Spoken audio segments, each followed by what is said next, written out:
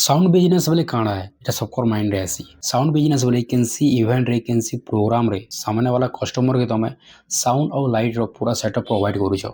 चाहे सेरा वेडिंग हो, ई केनसे जागरण हो, ई केनसे तमर एनुअल फंक्शन टे हो कि स्टेज रो केनसे काम हो, तो ई सबुथिरे साउंड दरकार पड़सी।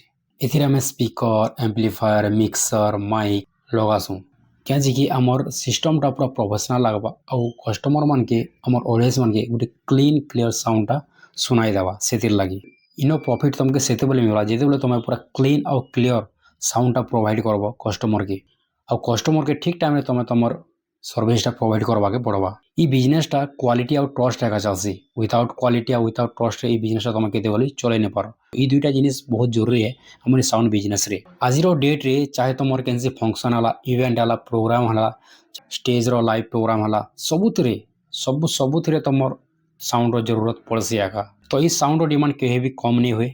जदि तुमके म्यूजिक इवेंट डीजे रे तुमर इंटरेस्ट अच्छे, पैशन अच्छे, तो ई बिजनेसटा तुमर लगी एकदम राइट है, 100% है।